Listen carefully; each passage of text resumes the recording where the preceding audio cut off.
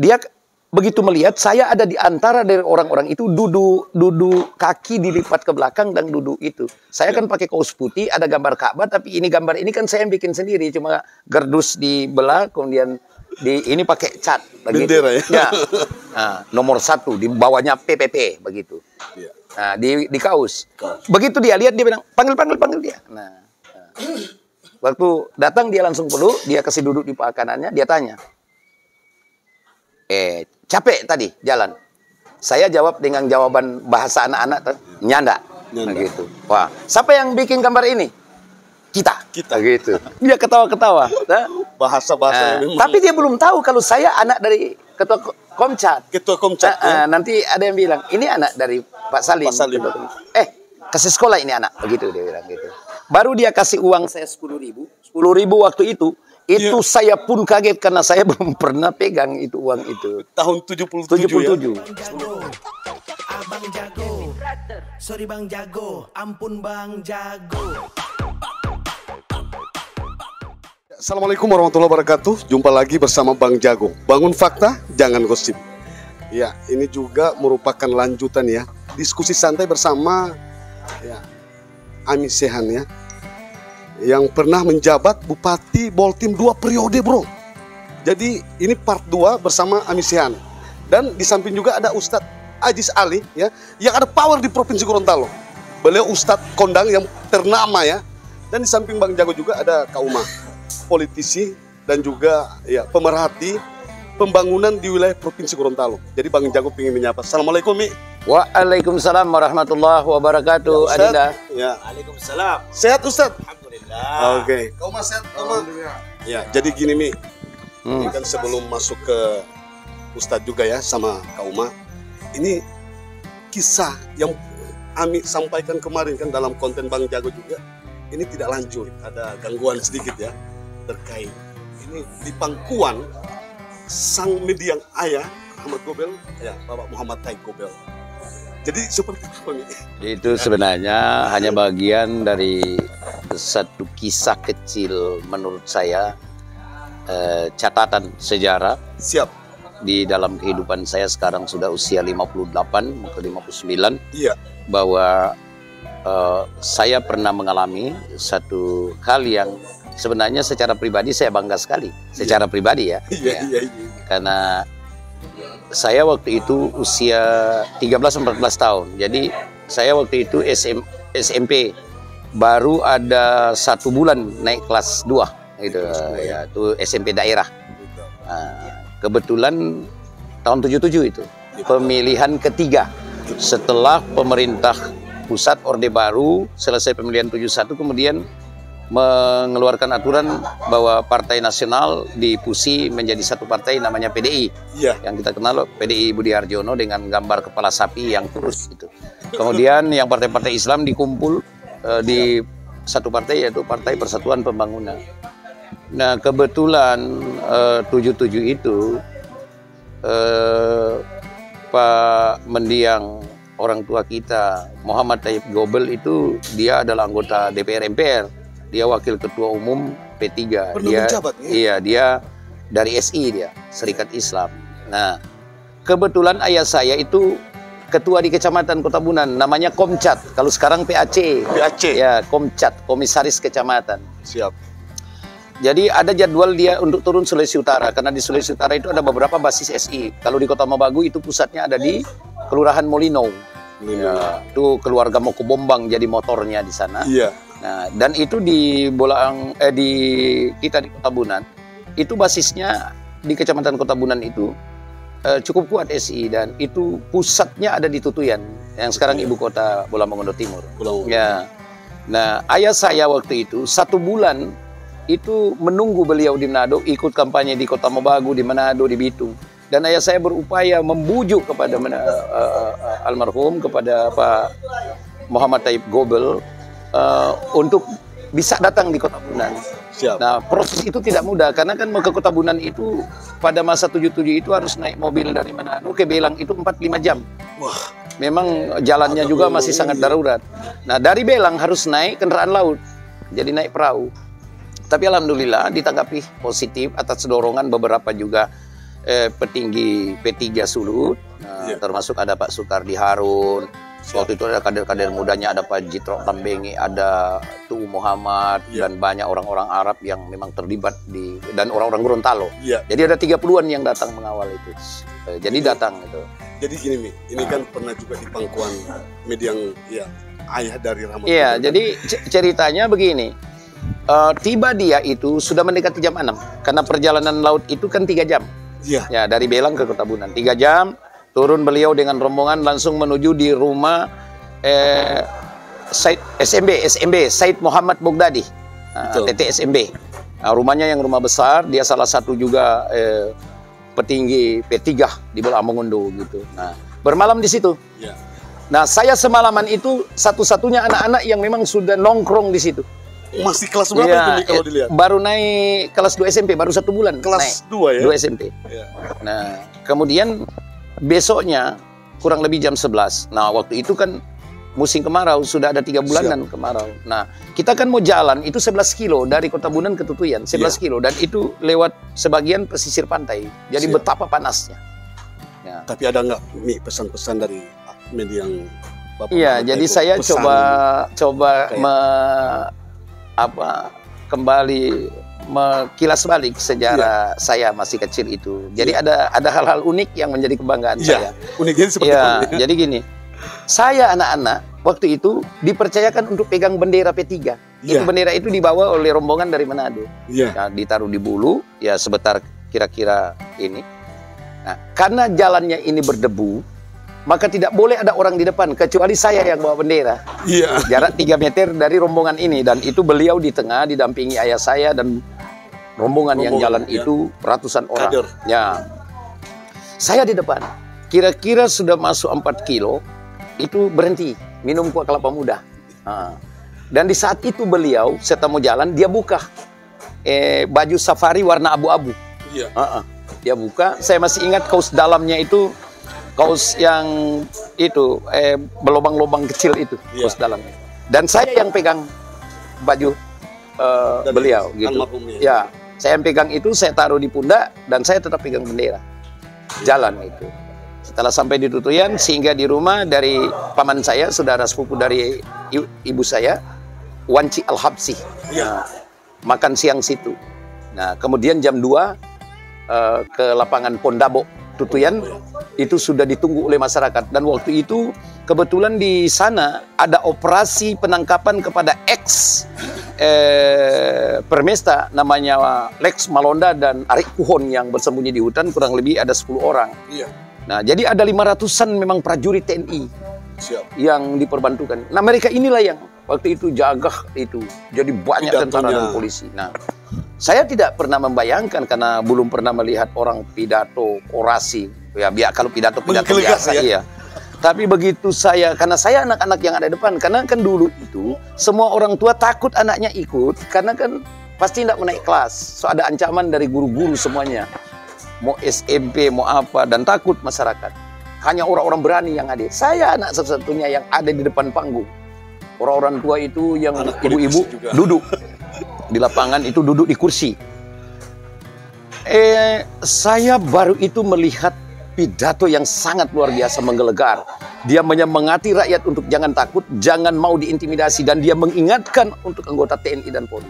Jangan mengintimidasi rakyat, jangan menggertak rakyat, jangan diperalat oleh salah satu golongan. Negara ini punya kita. Itu saya terkesima, dan bahkan sebagai anak-anak itu, ini dia mau tangkap ini orang begitu, karena kan di belakang ini tentara ada di jalan, di pagar-pagar. Itu benak saya. Bahkan dia bilang bahwa kalian digaji oleh rakyat, oleh pajak rakyat, dan saya orang yang pembayar pajak terbesar di Indonesia. 2.700.000.000 itu dia berapa kali uang. Saya itu melihat, dan disitulah menginspirasi bagaimana itu seorang politisi yang begitu berani dia meluruskan keadaan penindasan itu. Nah, itu kesan. Dan kira-kira 5:30 kita kembali ke Kota Bunan. Itu jaraknya 11 kilo. Jadi kita kembali ke Kota Bunan. Dan di rumah dari Habib SMB itu rumah besar, di ruang tamunya besar. Jadi rombongan dari Manado duduk, dia duduk. Ayah saya juga ada di samping sebagai ketua Komcat. Nah, dia begitu melihat saya ada di antara dari orang-orang itu, duduk kaki dilipat ke belakang dan duduk itu. Saya kan pakai kaos putih, ada gambar Ka'bah, tapi gambar ini kan saya yang bikin sendiri, cuma gardus dibelah, kemudian ini pakai cat, begitu. Bendera ya. Ya. Nah, nomor 1 di bawahnya PPP, begitu. Ya. Nah, di kaos. Begitu dia lihat, dia bilang panggil dia. Nah, waktu datang dia langsung peluk, dia kasih duduk di paha kanannya, dia tanya, capek tadi jalan? Saya jawab dengan jawaban bahasa anak-anak, nyanda. Gitu. Wah, siapa yang bikin gambar ini? Kita gitu. Dia ketawa-ketawa. Nah, Bahasa-bahasa tapi dia belum tahu kalau saya anak dari ketua Komcat. Ketua Komcat. Nanti ada yang bilang, ini anak dari Pak Salim. Kasih sekolah ini anak, begitu dia bilang gitu. Baru dia kasih uang saya 10.000 waktu itu. Itu saya pun kaget karena saya belum pernah pegang itu uang itu. Tahun 77 ya? 10.000, iya. Sangat berharga. Terus ada satu radio 2 ban warna merah. Iya. Dan 1 senter 3 baterai. Saya ingat juga ada dia titip ke ayah saya untuk ibu saya tidak ingat lagi waktu itu apakah dia dalam bentuk tas atau kain batik, tapi ada untuk ibu saya. Gitu. Jadi ternyata dan itu cukup lama ya, karena kurang lebih jam 8 kita tiba itu. Kemudian nanti dia lepas saya ketika ada salah satu dari rombongan itu tokoh-tokoh Gorontalo yang ingatkan dengan bahasa Gorontalo, dan dia memanggil nama itu. Memanggil, sampai itu saya tahu itu nama Kak Ibu, dan saya tanya ke ayah saya, Pak Muhammad Gobel penama itu, Taib Gobel penama itu Kak Ibu? Iya, itu nama panggilan hari-harinya. Saya dapat dengar, kasih ingat untuk mau sholat. Dan saya yang lari pergi ambil air di ember. Ember itu belum ada ember plastik belum, jadi ember seng. Besoknya, jadi tidur 2 malam kan beliau. Siap. Tiba tidur, besoknya kampanye, pulang kan malam. Iya. Besok pagi sekitar jam-jam 9 itu untuk menjaga laut masih teduh. Betul. Jam 9 rombongan itu diantar lagi oleh pendukung. Nah, karena banyak orang, ada 200-an orang, dia semua naik di tangga karena kapal motor namanya Ferial, punya sepupu saya. Ya. Itu yang itu dia kapasiti sekitar 10-an ton. Nah, disandar di pasir, tangga sudah disiapkan, dia masih cari-cari. Ketua Komcat mana gitu, mana Salim gitu. Salim. Ya. Nah, saya ada berdiri di belakang dia. Begitu ayah saya datang, dia tanya, kamu tidak ikut lagi kan? Iya. Nah, dia sodorkan uang itu. Ini uang 5 ton buat kamu. 5 ton itu 500.000. Wah. Nah, dulu itu disebut 5 ton. Saya lihat langsung tuh dia sodorkan ke ayah saya. Dan kemudian dia masih balik lagi. Dia bilang, dia pegang di kepala saya. Kasih sekolah Salimnya anak. Begitu. Baru dorong seberpelukan, dia naik di atas kapal. Jadi ada itu pesan-pesan dari itu. Saya berdiri terus, saya ikut terus. Dan cuma saya anak-anak yang berani waktu itu. Karena semuanya dilarang orang tua. Karena ada permintaan guru-guru. Ini ada pesan-pesan mendiang ya. Almarhum Bapak Muhammad Taib Gobel dan Ami sudah sekolahkan. Jadi 2 kali itu malam dia bilang, karena tadinya waktu dia panggil saya, dia tidak tahu kalau anaknya Ketua Komcat. Nanti ada yang bilang, itu anaknya Ketua Komcat. Ada tambahan sedikit Ustadz terkait penjelasan. Ini kita diskusi santai. Ada 2 hal yang saya mau komentari tentang cerita menarik dari Pak Sehan Lanjar ini.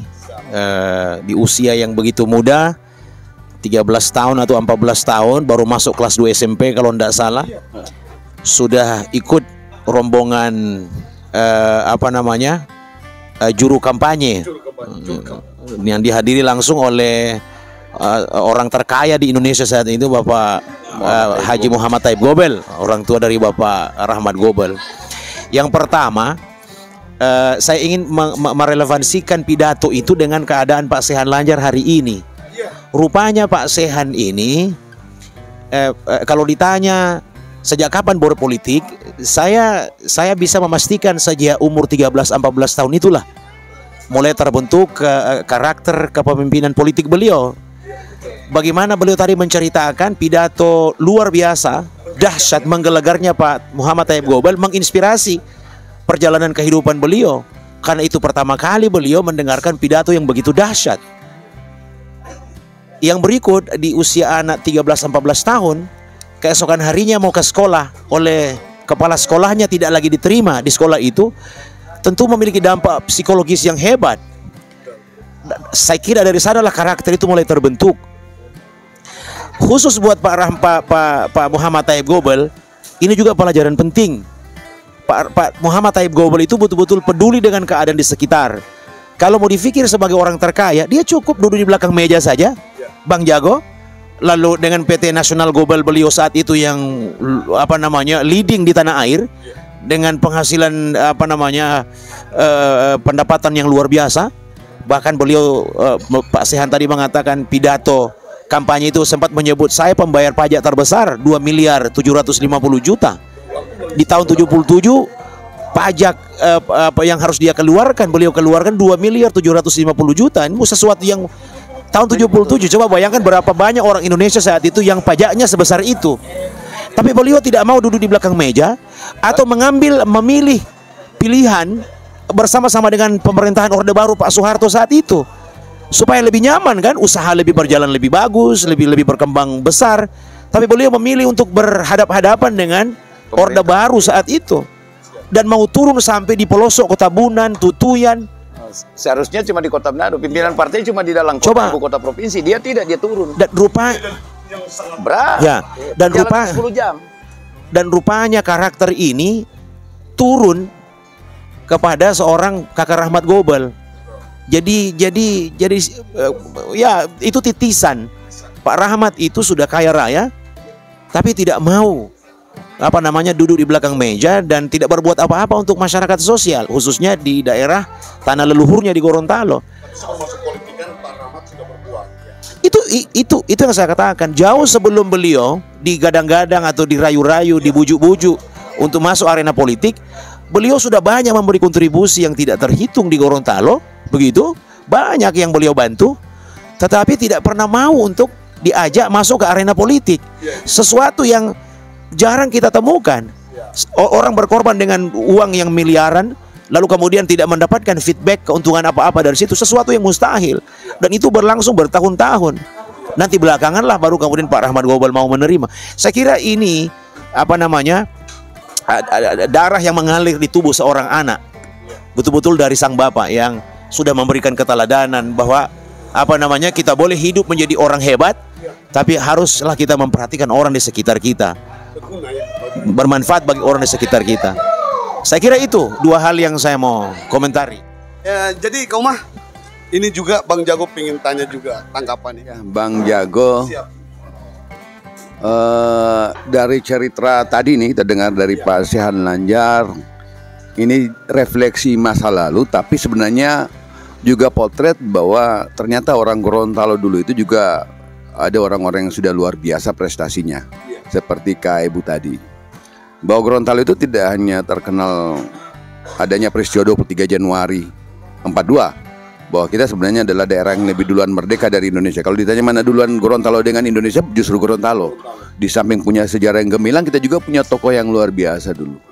Iya, Pak Muhammad Taib Gobel, yang pengusaha sukses dan pernah orang menjadi terkaya di Indonesia. Saya sepakat dengan Pak Ustadz bahwa ada titisannya sekarang, Pak Rahmat Gobel. Memang Pak Rahmat Gobel ini lagi popularitasnya luar biasa naik. Wakil pimpinan Iya. DPR. Pak Rahmat Gobel itu bagi saya bakal setara dengan bapaknya kalau dia berani mencalonkan jadi gubernur. Jadi kalau menurut Kak Umar, Kalau dia tidak mencalonkan gubernur, saya anggap nggak ada apa-apanya Pak Rahmat Gobel, nggak ada. untuk membangun tanah leluhur Dia harus mampu mendedikasikan jiwanya untuk Gorontalo. Harus mengikuti jejak ayahnya. Ayahnya sudah banyak berbuat. Kalau sekedar jabatan DPR RI bukan dedikasi ke Gorontalo mah itu untuk negara. Ini orang daerah, orang Gorontalo minta dia harus mensumbangkan jiwa raganya untuk Gorontalo. Lagi-lagi saya harus ulangi, kalau dia tidak maju gubernur, saya anggap Rahmat Gobel nggak ada apa-apanya. Mungkin begitu. Ya, terima kasih. Jadi kalau saya waktu itu jadi perdebatan kita di Bintang Reformasi, dan saya dengan Umar yang sepakat bahwa karena waktu itu kan Pak Nusi dengan wali kota Gorontalo Pak Iwan Boking, ketua PBR Gorontalo itu Pak ini kan semua PAN apa semuanya itu bersepakat untuk mendukung Rahmat. Saya sudah katakan bahwa dia tidak akan maju. Karena waktu itu saya ingat di Belelo PAN untuk pileg kebetulan Umar yang menanyakan dan saya mendengarkan. Saya langsung bilang, Umar, dari ciri katanya Kakak Rahmat ini dia tidak mau maju. Makanya sebagai calon gubernur menyaingi Fadel waktu itu. Oh iya. Dan feeling saya benar. Akhirnya kan kelompok ini, yang partai besar ini, yang tadinya ingin menyalonkan ini, akhirnya tinggal mengambil Tamrin Jafar yang dipasangkan dengan Takini Ode dan akhirnya dirubah dengan Ade Kali. Saya tahu persis. Iya. Saya bilang itu kan, saya sudah bilang Pak. Jadi Kalimat gini, itu. Nah, ini saya kan- berharap untuk sekarang memang. Ini berulang saya kira, kali juga iya. Bang Jago. Saya ingin tanya katakan bahwa memang sudah Pilgub saatnya. 2024. Ya, Kakak Rahmat itu sangat saya berharap. Sangat untuk hari berharap ini, ya. Ya, bagaimana supaya Gorontalo tidak lagi ada pada posisi 5 termiskin di Indonesia dari Siap. 34. Karena saya yakin begini. Saya katakan bahwa keluarga ini sejak dari mendiang ayahnya sangat peduli dengan Gorontalo. Saya ingat saya anggota DPR di Kabupaten di Badan Anggaran. Iya. Kita waktu itu dengan Umar menyetujui 800 juta rehabilitasi Masjid Agung. Betul. Di masa Pak David. Sementara pelaksanaan tiba-tiba Pak David sampaikan ke kita bahwa Pak Rahmat datang dan dia mau take over, dan saya tadinya bayangkan 1-2 miliar. Terakhir setelah saya jadi bupati saya datang sholat. Saya katakan bahwa ini puluhan miliar yang dijelaskan Untuk oleh masjid Pak. ya? Iya. Saya kaget. Saya sudah jadi bupati saya di ini 2010, Iya. 2011 waktu saya wow. 2012 ini saya bilang bukan sedikit. Pak Rahmat coba renovasi dengan interiornya luar biasa. Betul. Sampai sekarang saya tidak tahu berapa banyak puluh miliar dia menghabiskan di situ. Yang tadinya saya anggota DPR dengan Umar Karim di Badan Iya. Anggaran menyetujui cuma 800 juta loh. Saya ingat betul. Tapi ada tambahan anggaran pribadi Rahmat Memang Gobel Pak almarhum miliaran. Pak David kemudian bilang ke kita waktu itu, Pak Rahmat ada temui dia dan dia bilang, dia Iya. tidak bicara banyak. Dia akan bantu untuk perbaiki itu masjid. Dan begitu dia bikin masjid itu luar biasa sekali sampai sekarang itu. Sekarang Masjid, ya, sangat luar biasa. sangat Dan ternyata dikenal. banyak juga masjid. Dan bukan cuma itu, saya tahu dari dulu saya masih anggota DPR di Gorontalo. Apalagi Menara Keagungan juga ya. Pihak Panasonic itu justru banyak putra-putri Gorontalo yang disekolahkan dan kerja di perusahaannya, kerja di hotel dan banyak itu. Saya tahu ribuan dan mereka diam. Dan itu dari ayahnya memang sudah begitu. Makanya ketika saya mendengar waktu itu di 2019 dia mendapatkan suara, saya telepon Pak Rustam Akili. Iya. Kak Utam, kenapa Kakak Rahmat cuma dapat suara begitu? Dia bilang, oh tapi dia tertinggi. Now, saya bilang dengan suara sah kurang lebih 700.000, angka yang diberikan oleh rakyat Gorontalo ini memiriskan. Seharusnya dia di atas 300 sampai 400.000. Itu baru cocok sebagai penghormatan dan penghargaan rakyat Gorontalo terhadap keluarga Gobel yang dari mendiang ayahnya. Iya. Kan sikap Ami kemarin juga. Iya. Ini katanya kalau Pak Rahmat Gobel maju sebagai calon gubernur, Ami akan siap menjadi tim pemenang. Diminta atau tidak? Diminta Diminta atau tidak? Saya tetap akan memperjuangkan dia. Tapi Mi, gini Mi, ini Ami juga kan sebagai ya pengurus PAN juga ya, Ya, Partai Amanat Nasional. ya. Ketika memilih untuk sebagai tim pemenangan, sebagai ya dari Nasdem lah, Iya. kan? Untuk melepas jabatan sebagai kader Nasdem. Saya Ami tidak juga berbicara soal kebijakan partai. Iya. Saya mendorong orang yang menurut hemat saya insya Allah dapat membawa perubahan yang signifikan. Karena untuk memimpin Gorontalo tidak boleh tetap dengan monoton gaya itu. Mesti ada kuantum, lompatan yang jelas baru Siap. Gorontalo dalam waktu 3 sampai 5 tahun akan mampu bertengger minimal ada di tengah, bukan menjadi kelima termiskin. Jadi tidak pengaruh juga untuk ini ya, Iya. partai yang untuk Iya, saya akan Tapi mengambil melihat, resiko. ya. Saya akan mengambil resiko apapun dari partai. Kalau partai tidak mendukung dia, saya akan mengambil resiko. luar biasa. Paling tidak ketika dia menjadi gubernur dia akan mengendalikan segala aspek di Gorontalo. Kalau DPR RI itu ngaruhnya ke daerah agak kurang. Contoh saja, semua tahu yang bangun menara ini Pak Ahmad Pakaya. Semua rakyat tahu. Dan semua rakyat tahu juga kemudian yang mempergagah, memperindah dengan lampunya yang kemilau itu juga Pak Rahmat Gobel. Itu uangnya banyak miliaran di situ. Tapi saya bisa taruhan. Kalau hari ini misalnya Pak Rahmat Gobel perintahkan lampu itu dinyalakan sebentar jam 8 malam, saya yakin dia belum tentu bisa nyala lampu itu.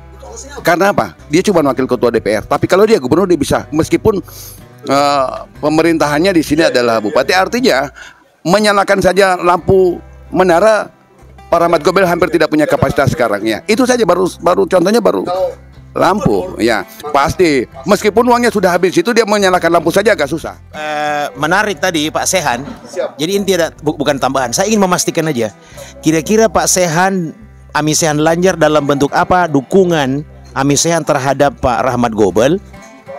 Pada saatnya nanti beliau menyatakan seandainya saya siap maju sebagai calon gubernur 224. Sementara Pak Sehan insya Allah saat itu ada di Senayan. Anggota DPR RI apakah dari Partai Amanat Nasional atau dari partai lain mewakili Sulawesi Utara. Sekarang bagaimana bentuk partisipasi dukungan Pak Sehan sebagai anggota DPR RI waktu itu mendukung Pak Rahmat Gobel sebagai calon gubernur yang di Gorontalo, bukan di Sulawesi Utara. Berkaitan dengan pertanyaan bagaimana kalau saya nantinya umpama sebentar sudah di DPR RI, apakah itu lewat partai PAN atau partai manapun.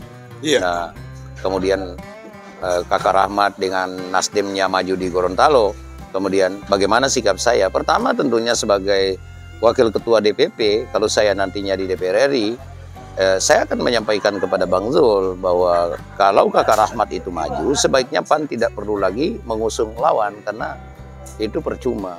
Kakak Rahmat ini Kekuatannya. iya, ketokohannya sudah dari bapaknya gitu, dan memang dia dibutuhkan oleh Gorontalo. Justru kalau untuk kepentingan daerah ya sebaiknya PAN turut mengusung. Dan jikalau keputusan itu jadi berbeda, ya saya berani ambil resiko apapun.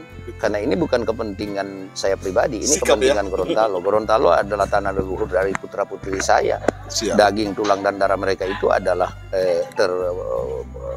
tercipta oleh Allah dari tanah Gorontalo. Maka saya bertanggung jawab untuk bagaimana menjadikan Gorontalo luput daripada daerah kelima termiskin di Indonesia. Itu tujuan saya.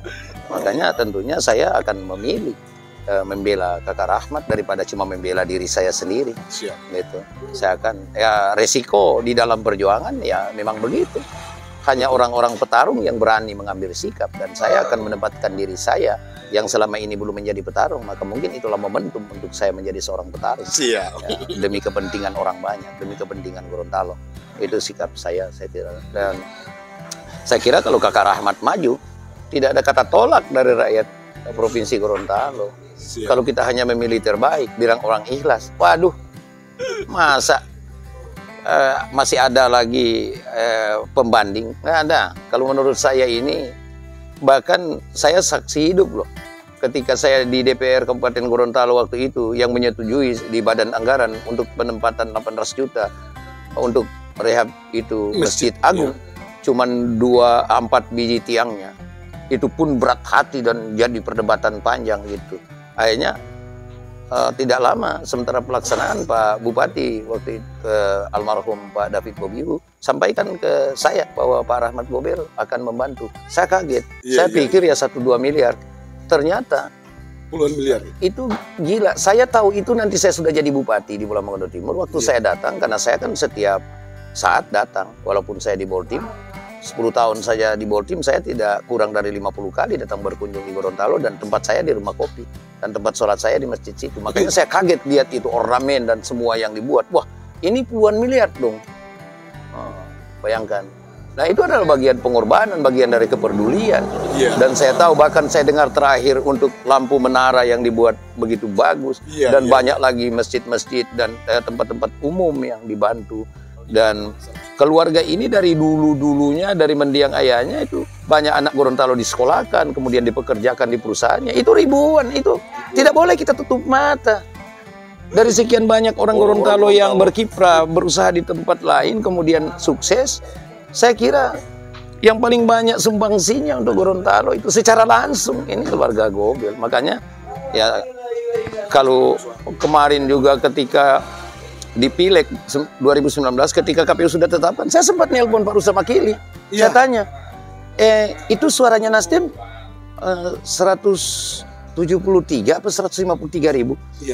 Oh iya, itu tertinggi suara. Saya bilang, bukan soal itu. Apa iya Kakak Rahmat cuma diberikan suara oleh rakyat Gorontalo? Saya kira rakyat Gorontalo itu harus memberikan 50%.